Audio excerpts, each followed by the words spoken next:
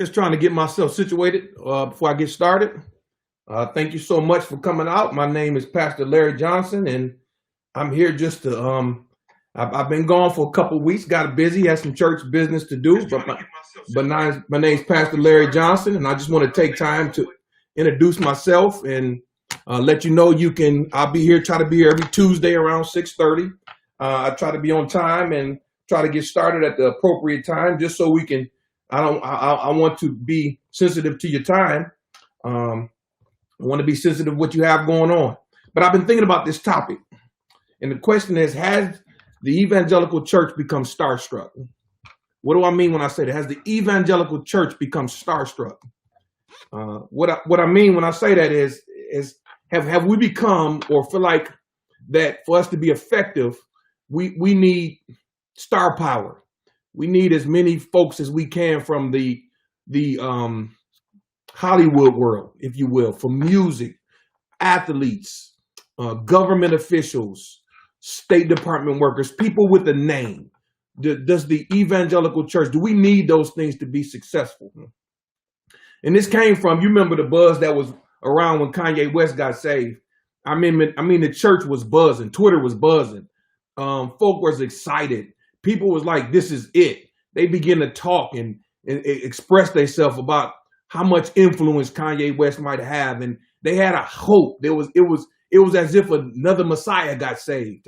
Not sure most people wouldn't call him Jesus, but in a sense, there was just an excitement when they saw Kanye or they heard that Kanye had come to the Lord.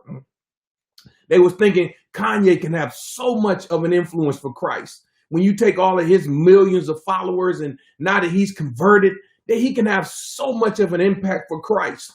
The reason we say this, y'all, because we believe that when a star gets saved, that brings validation to the gospel. That's the reason we do it. We often do this because we believe that once a star or somebody famous or somebody influential gets saved, somehow they bring validation to the gospel. Somehow people won't reject them, but they will reject us because we're nobodies or we don't have the influence. The thought is that they can have more of an effect than just a normal everyday person trying to live for Christ. You remember when Snoop Dogg cut his gospel album?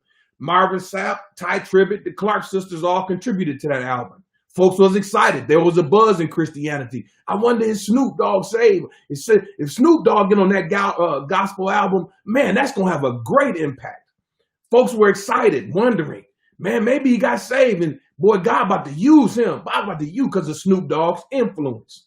Fred Hammond said this about Kanye. He said, I care about Kanye staying on and having enough hope to make it through the change that he wants. I know he's strong right now, but the thing that will beat you down most is when people who you think should embrace you, they reject you.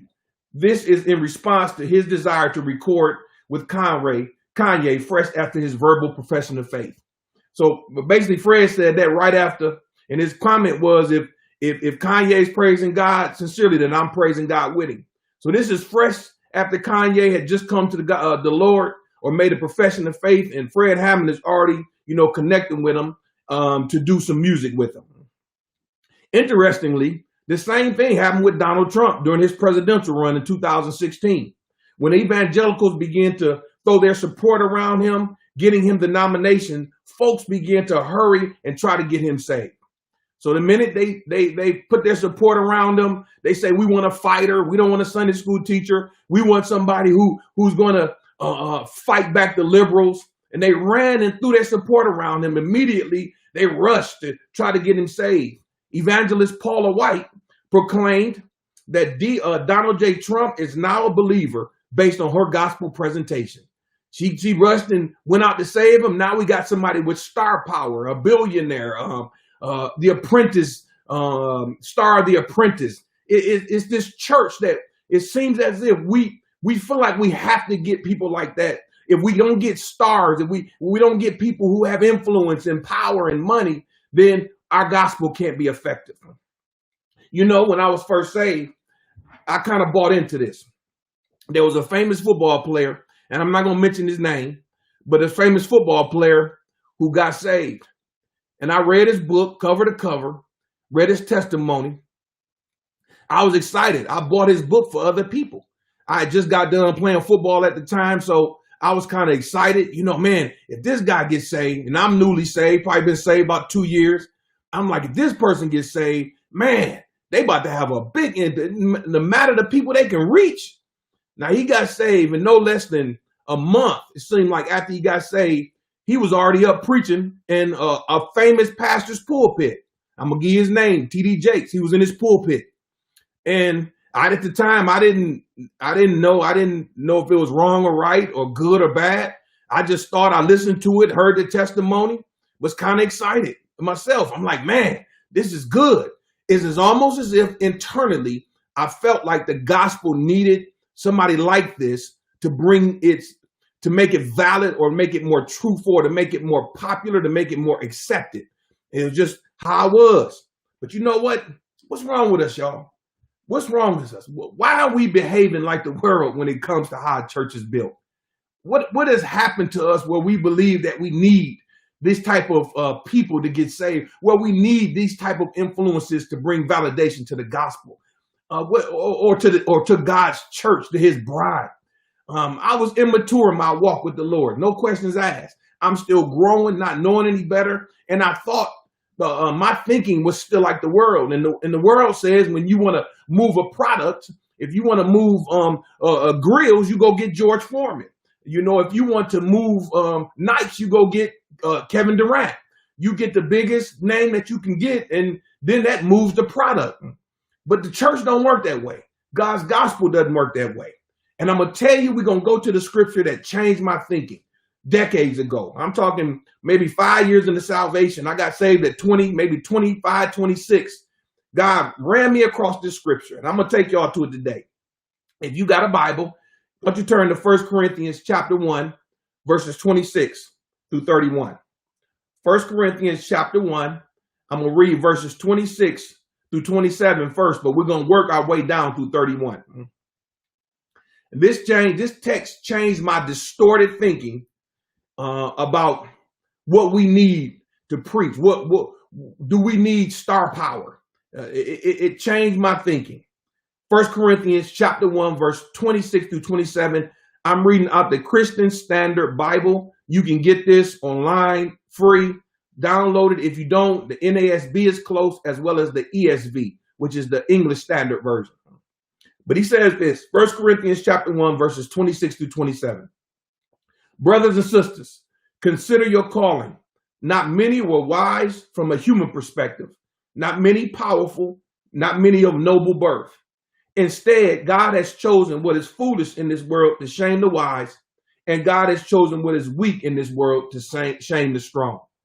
Let's look at that first, you guys. It says in verse 26, brothers and sisters, that's Paul. This is the church of Corinth, a bunch of saved folk, but who ain't acting that well. This old book, 1st and 2nd Corinthians, are pretty much Paul took them to the woodshed and pretty much whooped them in a godly, loving, fatherly way. But he says this, consider your calling. That word consider means take a look at it, understand it, meditate about it, think about it, do some research about it. But not only your calling, look around to your left and to your right. The folk that are sitting next to you at church, this church, look at the people who now claim to know Christ. Consider all of consider them, look at it, do research, try to find out about their calling. Now look what he says in verse 26. Not many were wise from a human perspective, not many powerful, and not many of noble birth. Now look at this. He says, not many are wise from a human perspective. Mankind has a way of measuring smarts, aptitude, and intelligence. Paul says, look around the room of those chosen that are now being used by me. Based on the world standards, we ain't a bunch of brainiacs. We not a whole bunch of room full of PhDs. We not a room full of neurosurgeons and computer programmers and mechanical engineers. It's just a whole bunch of regular folk. It's a whole bunch of people who may not have scored 29 on the ACT. Now, Paul, you understand something? During this time in the ancient world, philosophers and the intelligentsia were the stars. So This is before HBO and Showtime and Cinemax. This is before ESPN. This is before those times. So in the ancient world, the stars were, the philosophers, the Greek philosophers, the Roman philosophers. You read about them, all these Greek and Roman philosophers. They were the stars during that time. I'm drawing a blank now on the names, but I know them. But essentially, those who would come to the city gates and begin to preach and teach, and not according to the word, but teach philosophically about the world, its systems, ethics, and how we're supposed to live. They were the stars. So Paul says, not many were wise from a human perspective. In other words, it ain't a whole bunch of people in here that scored 29 on the ACT, and it ain't a whole bunch of people in here that got PhDs. Now let's look at the text now. Let's move. He says, it's not many powerful. Not many powerful, meaning that God chose or called, that God did not chose or call from the most powerful sects of society. In that society, the rich, the connected, and the ruling class were considered powerful. In that society, the powerful of the society were the rich, the connected. When I say the connected, I mean the movers and shakers. I mean the people that knew everybody, and the ruling class, the aristocracy, the landowners. Those were the powerful ones, and they made all the decisions. Not so much different from now in our democracy. Those who have the most influence, the most wealth, usually make decisions for the broader group of us who don't have that type of wealth. So the 2 or 3% of the wealth in the United States is held by about 2 or 3% of the population. Those are the primary movers and shakers. Although you might not know them, you might not see them because they do well to hide. But they're essentially playing the government, senators and House of Representatives like a puppet. They generally play. Same thing in the ancient world. So the ruling class, connected, the ruling class, there not many. Paul says not many were powerful. Not many were chosen because they're powerful. Now watch the last one. Not many of noble birth. Paul said God didn't choose or call you because of your bloodlines, of your parents. In the ancient world, when countries were run by kings and Caesars, whereby which power and authority was passed by bloodline and riches were passed by bloodline and inheritance. So in this world, you guys, if you had good bloodline or stock, you just automatically were able to enjoy certain benefits because of who your parents were. Once again, not too much different from our world. Those who are rich, influential, they pass that down. But it was even more prominent in this time. Who are your parents? Where did you come from? Are they rich? Are they affluent? And in the case of your parents were a part of the king's court, then you became a part of the king's court just because of who you were born to. Now look at what God said. He said, not many of you were wise, not many powerful, not many of noble birth. Now, this does not imply that anybody in this church that Paul is writing to in Corinth didn't have any of these three. He was just basically saying, ain't a whole lot of y'all who do. So generally speaking, in this church, it might have been sprinkled in there, some who were influential, some who were powerful, some who had good bloodlines, some who were smart and wise. But Paul was saying, generally speaking, this is a church full of nobodies, full of nobodies. Paul is saying my choosing or calling had nothing to do with these things. Now, here's what we got to do now. Then in verse 27 through 31, Paul gives us the reason why God chooses the way he does. Now, normally God doesn't tell us why he chooses the way he does. He chooses and we deal with it. That's just the way he rolls. Normally, he does not offer us this much information or data from the scriptures to understand why does God choose the way he does. But in this case, he let us in, if you will, he pulled the curtain back a little bit so we could see and get an idea of why God chooses the way he chooses. Look at verse 27. Instead, God has chosen what is foolish in the world to shame the wise. And God has chosen what is weak in the world to shame the strong. God has chosen what is insignificant and despised in the world, what is viewed as nothing, to bring to nothing what is viewed as something. Man, this here right here, y'all, this is good right here. This is powerful. Now look at your first word in verse 27. You might have a different conjunction, but my conjunction is instead. So when you see that word instead, Paul is saying in contrast, essentially, to how the world chooses, God chooses like this. So Paul is contrasting the way the world chooses over and against how God chooses. The world chooses according to influence. The world right now on Instagram, on YouTube, everybody strives to get subscribers. Everybody strives to get people who will like their channel. And the intent is, if I get enough of these and I become some type of influencer, if I get enough of these, then I'm known. If I get enough of these, then advertisers will then call me to advertise their stuff, and then I can make money and become an income stream for this. So essentially, I got to make a name for myself, and that's the way the world chooses. Well, look at the text, verse 27. It said instead. So Paul says, essentially, God doesn't choose like the world. God doesn't choose the same way YouTube, Instagram, and TikTok, and all of these little, all of these social media. He doesn't choose that way. Look, verse 27. Instead, watch this, God has chosen. Now look at that word, has chosen. You got to do a little work on that word. That chosen is a verb. It means essentially God has chosen out of, right?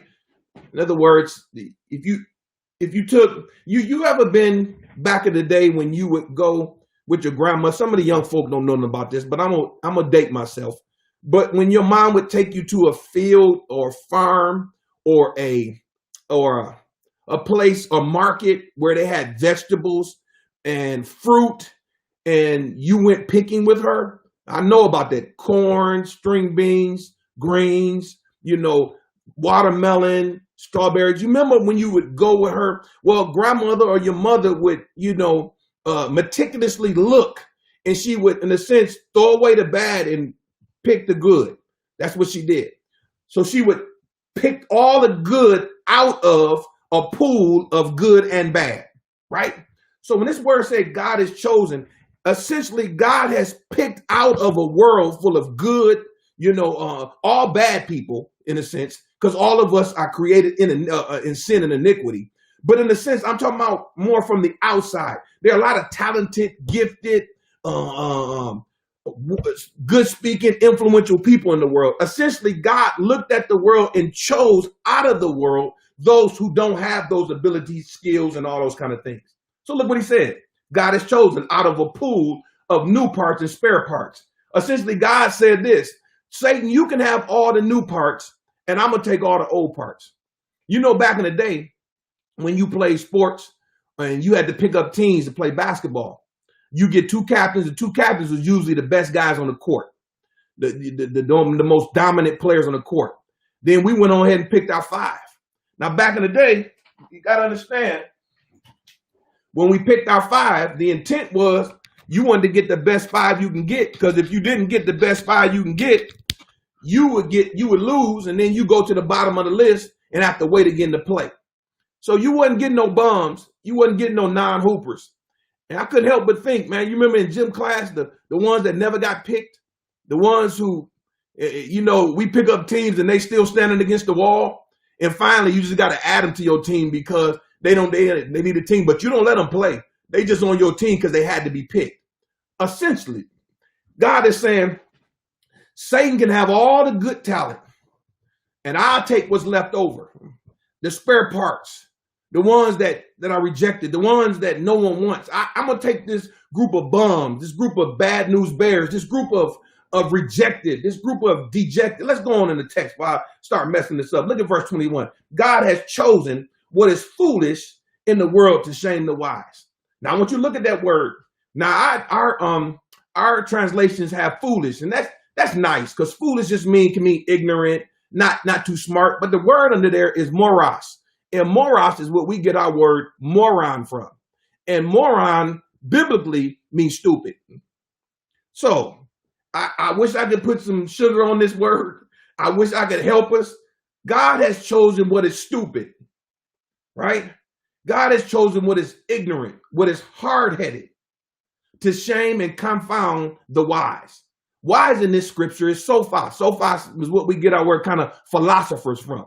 So in other words, he's contrasting the smartest people in that society against some of the dumbest people in that society. And God said, I've chosen the non-smart, the not so bright, the ones who failed a lot of classes, the ones who always didn't get the best of grades, the ones who may not be that gifted in the area of math and science and reading. I have chosen them, watch this, to confound. That word confound or shame means mesmerize. It carries the idea of when you take a group of people or a person and then you give them abilities and gifts and skills. It's kind of like when Clark Kent, but when he was just Clark Kent, he was weak and kind of nerdy and all that. But when he became Superman, people were mesmerized. Well, in a sense, that's what God does when he takes and chooses. He takes a regular old foolish, not smart, and then he gives them godly wisdom and godly knowledge, and he takes them and cleans them up. And that person who barely made it through high school, God then had them working on PhDs, and God then has them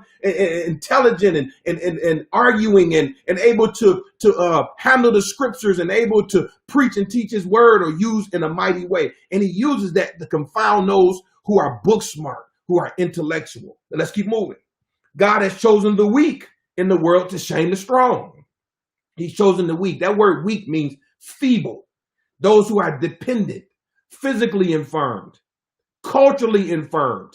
When I say physically infirmed, those who have some struggles, who have some birth defects, would have some things that cause them to need other people, who can't walk, or maybe be blind, or who are physically infirm, right? But also culturally infirm. Maybe you don't have blindness, maybe you are healthy physically, but culturally you don't know anybody. You're not connected. Your name doesn't ring any bells. You're not known. You just are there, right? If you were in a room, nobody would even recognize you. Look at the text. Those who have no connections and those who are physically infirm, God has chosen them, chosen the weak in the world to shame the strong. What do we mean when we say strong? These are the physically strong, cultural strength, well-connected, influential, powerful. Donald Trump, like when we talk about business and everybody thought he was just this art of the deal, just that's power, right? God has chosen the weak to shame the strong. Watch this now, verse 28. God has chosen what is insignificant and despised in the world, what is viewed as nothing, to bring to nothing what is viewed as something. Insignificant one. Underneath that word is a definition of someone who didn't live up to their stock, race, or nation. We would call this person in our vernacular a failure, a loser, a deadbeat. Somebody who did not live up to who they were supposed to be. Locked up, jailed, kicked out of school.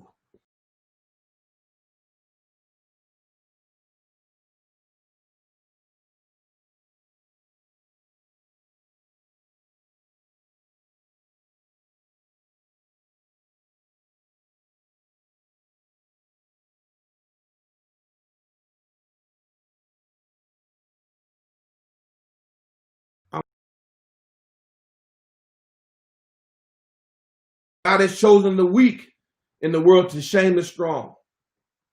And God has showed the insignificant ones, the ones who have been disregarded, the ones who have no built-in system, the ones who don't have a father and never learn how to be a man. God has chosen those in this world to shame those who are the high achievers, the ones who I call these people the ones, everything they touch is gold. Everything they touch. They're successful at pretty much everything that they do. I know folk like that. I know folk who just everything that they do, everything it seems like they touch is gold. And they're so confident with it. It's like they can do all things by themselves. Now watch this, y'all. God then drops the hammer in verse 29 through 31. Watch this hammer he drops. Now he gave you the reason. He said, I chose the foolish to confound the wise. I chose the weak to confound the strong.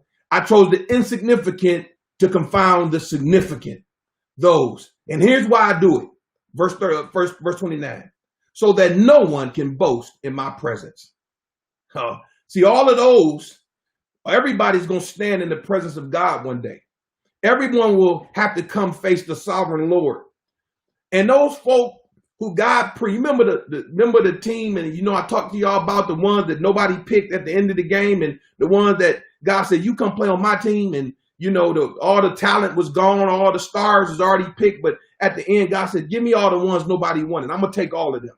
Well, see, when they face God one day and they sit in his presence with fullness of joy, when they're in his presence and God has rewarded them and given them crowns upon crowns, when they sit in his presence and they look at heaven and they look at a place and they think, I don't deserve any of this, their hope is not rested in their abilities where they were born. They will remember, I didn't come from noble birth. They will remember I wasn't strong or well connected. They will remember I wasn't the smartest person. I wasn't the widest person. I didn't have a lot of a family. I was by myself. They'll remember all of this. And when they look at that and they look at Christ, they're going to fall down in humility and worship him, because they're going to recognize they don't have anything to boast about because they brought nothing to the table.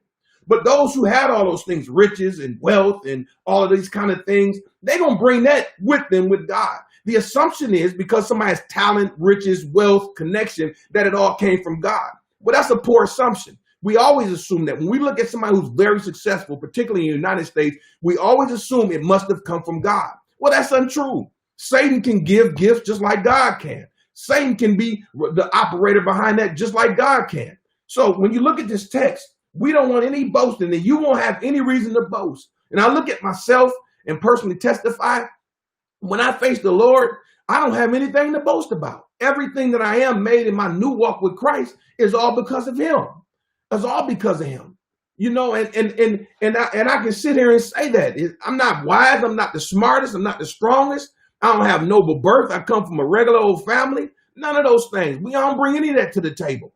Only thing I have is Christ and him crucified. Now look at it. Verse 31. Look what we get from him. From Christ, from him, from Christ. Look at the text. Look what we get now. He is our righteousness, sanctification, and redemption. You don't understand how much of a blessing. Everything that you need for this world and for the eternal world is given in Christ. Righteousness, sanctification, and redemption. What that basically means is, essentially, that when you come to Christ, he essentially puts you on his bank account. You know Christ has a bank account, right? With not just money in there. It's called spiritual blessings. He's got a bank account full of spiritual blessings. And one of those spiritual blessings is righteousness. What is righteousness? It means a right living. It means that Christ, who lived a perfect standard, right, that we couldn't live because we're in him, his perfect standard is imputed. Watch, imputed means given to us, not because we deserve it, but because simply for the fact he picked us to be on his team. Second, we get sanctification. Sanctification means that we're now set apart for his use, set apart for special use. We don't deserve it. We're nothing more than cracked vessels. We're nothing more than cracked pottery. But God says, no, I want to take all of those. It's like God went into a dumpster and picked out all the parts of a TV. He said, I'm going to put them back together. So essentially what God said, he's our sanctification. He's our one who sets us apart. And then he's our redemption. You know what redemption is. Those folk of Michigan know what redemption is. Redemption is when you take and have some pop cans and you get done drinking them, then you can take them to the store and redeem them for 10 cents in Michigan. Well, redemption is payment. It's a payment. So in this text, he is our payment. So none of us, because we have sin in our life, can get into heaven under our own righteousness because we are sinners. But because of who he is, because of what he's done, he has redeemed us and he has paid our debt. See, we all owed a debt to God. We didn't owe a debt to Satan. We don't owe a debt. It's not a debt we give him to Satan. That's bad doctrine. We owe this debt to God. We owe God the Father, and the Son paid the debt on our behalf to his own Father by his own blood. So it says in him, we have righteousness, sanctification, and redemption. So you see, as I'm preaching and teaching, God don't need stars. Jesus doesn't need stars. He doesn't need famous people to push this. This thing is good on its own. He just need a bunch of regular old folk, nobodies, who are willing to give him praise, willing to give him glory for what he's done for him, and willing to teach and preach and pass his gospel on to the world. He doesn't need famous people. This message speaks for itself. It doesn't need anybody else to validate it. Now, due to this method of teaching, let's finish up, y'all. Due to this method of teaching and method of choosing by God, because of our collective past, we need to be shaped, molded, and cooked before God gives us a platform. I got to repeat that. Due to this method, because God went and grabbed us all out of a dumpster, basically, there's some things before God gives us a platform that he needs to do. We need to be shaped, molded, and cooked before God gives us a platform. Everyone on this live or who will listen to this knows the importance of cooking chicken into a right internal temperature. You cannot eat it before it's done, or else you can die. So in the same way, when God picks us out of a dumpster, we are saved. We don't have to wait for it. If God has chosen us, then we are saved, but we're not ready for use quite yet. There's some things God has to do to get us ready to be used by him. Nobody says that better than the one who actually wrote this book, Paul. Now let's go to this. Most people might not even be aware of this small little scripture when Paul talks about himself. Let's go to Galatians chapter 1, verses 15 through 17. And we're going to finish up here. Galatians 1, 15 through 17. Look at this text. Galatians, if you are 1 Corinthians, 2 Corinthians, Galatians, right next book. You're real close to it if you are in Corinthians. So it says this, Galatians chapter 1, verses 15 through 17. But when God, who from my mother's womb set me apart and called me by his grace, was pleased to reveal his son in me so that I could preach him among the Gentiles. I did not immediately consult with anyone. I didn't go up to Jerusalem to those who had become apostles before me. Instead, I went to Arabia and came back to Damascus. Now you're gonna say, well, what's going on in there, Pastor? That don't seem to be applying to this lesson. Let's do our little work now. First, he says this: when God called me from my mother's womb and set me apart and called me by grace, salvation, he was pleased to reveal his son in me, right? And then he tells me what he wants me to do. I want you to preach the gospel to the Gentiles. So Paul saved and commissioned. You're going to preach the gospel to the Gentiles.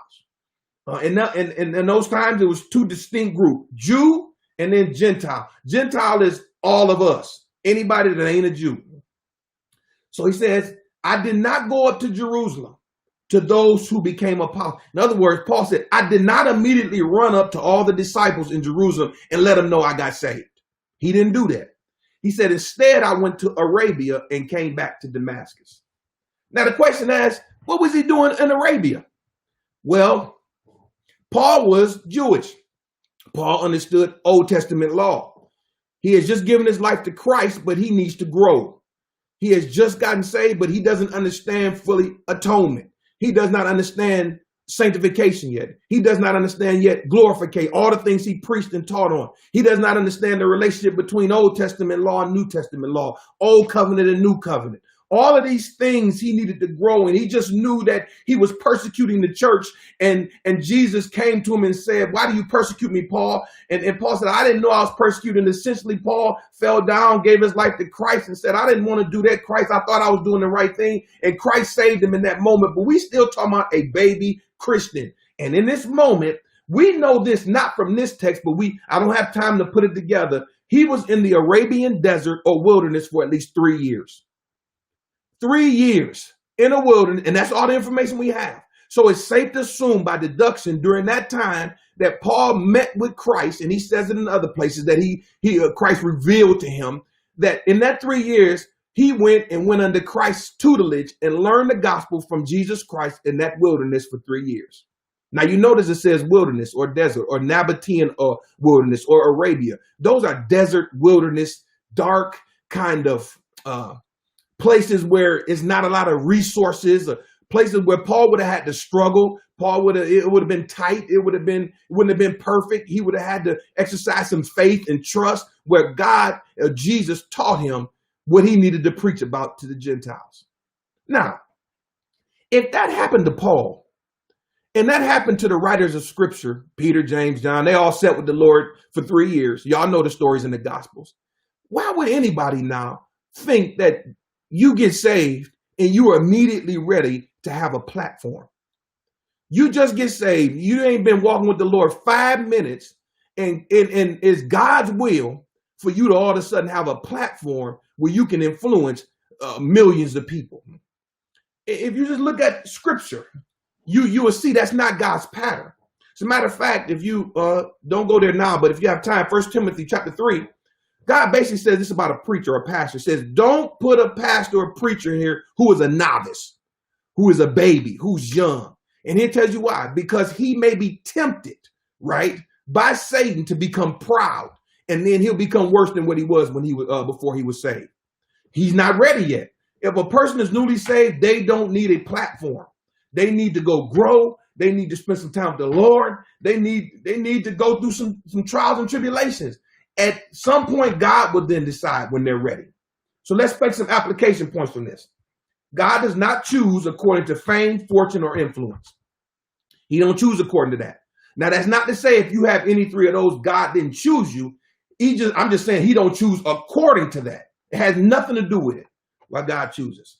Now, if God does not choose according to fame, fortune, and influence, guess what? Neither should the church. Neither should the church. I heard the testimony of Kirk Franklin was testifying. Kirk Franklin is from Dallas, and he started off in T.D. Jakes' church, but he was slipping spiritually. And so he left T.D. Jakes' church and came to Dr. Tony Evans' church. Now, most folk on this call, preachers, teachers, if Kirk Franklin came to your church, he's going to be the new head of music. It's a no-brainer. For most people, well, I know you're struggling in your faith. Just go ahead and play. We want you. But Kirk Franklin said that one of the best things that happened to him is that when he came to Dr. Tony Evans' church, Tony Evans sat him down. I don't remember how long it was, but he sat him down. He did not immediately put him as the minister of music, because Tony was basically saying your spiritual life is more important than your talent or abilities. When we push stars, when we push Donald Trump, when we push Kanye West, when we push these people to a place they're not ready to go, what we're basically saying is we want your talent, and that's more important to us than your spiritual walk. And that's a sin against God. You're creating an idol out that person. And every idol will bend under the pressure of the expectations people put on them. So let's move. It is idolatrous to believe, watch this, that famous or influential people bring validity to the truth of our glorious gospel. It is idolatry to believe we need famous people to bring validity, truth, and popularity to this gospel. Our gospel grew when just 11 and 12 fishermen, not the smartest, and it grew and turned the whole kingdom upside down. Nobody was famous as the church in the church's inception. Nobody was noble. Nobody was kingly in the church's inception, and the church grew rapidly. So we don't need stars. Now, if stars come, by all means, pray for them. If you know a star, pray for them. Lead them to Christ. But don't think by getting them to Christ, somehow now they become a superstar like they are in their own world. So the conclusion, Kanye West needs to go sit down and be discipled, period. And I don't apologize for that. I got the last thing I saw, he made a video or he was singing at a church and used pyrotechnics and all kind of stuff to make it seem like he was walking on water. That's foolish. That's absolutely foolish. Jesus don't need none of us to walk on water. He just need us to pray for our next door neighbor and go over there and make them a pie and invite them to church. He doesn't need us to perform miracles. He doesn't need us to walk on water. He doesn't need us to touch the dead. He don't need our money. He don't need none of those things. What he needs us to do is be faithful. He needs us to be simple. He needs us to be consistent. He needs us to be confident in his truth. He needs us to look to our left and our right, wherever our neighborhood is. If your next door neighbor and you get up every Sunday and go to church and you notice their cars don't leave, you know what? He don't need you ministering to Kanye West and praying for the salvation of Snoop Dogg. He needs you to just go right next door and minister to the person that lives right in your neighborhood. That's what he needs from you. Now, I'm going to tell you this. There's only going to be one star in heaven, and that's Jesus Christ, and he sure ain't going to be married to Kim Kardashian. So next week, y'all, I just look forward to you coming back. Had a good time with you in the Lord. Y'all, we got to get serious about this thing. We are, as a church, we need to stop making idols out of men and women. There's only one star in our church, and his name is Jesus the Christ. No other stars. I ain't got nothing to bring. I don't care if my church was 3 million people, 4,000. It don't mean nothing if I'm not being faithful. My responsibility is to be faithful and finish my course and face him one day. And when I face him and see him, I don't want to be up there walking into heaven confidently. I want to walk into heaven confidently in my own achievement. I want to be confident in what he's done for me. Them things I mentioned earlier, his righteousness, his sanctification, and his redemption. And that's all I got, is that I've been redeemed by Christ and I've been bought by the blood of the Lamb. That's all I have. My talent means nothing. My ability means nothing. Lord, use it for your purposes. And when you get done with me, take me home. Y'all, I'll see you next week. I appreciate you coming out.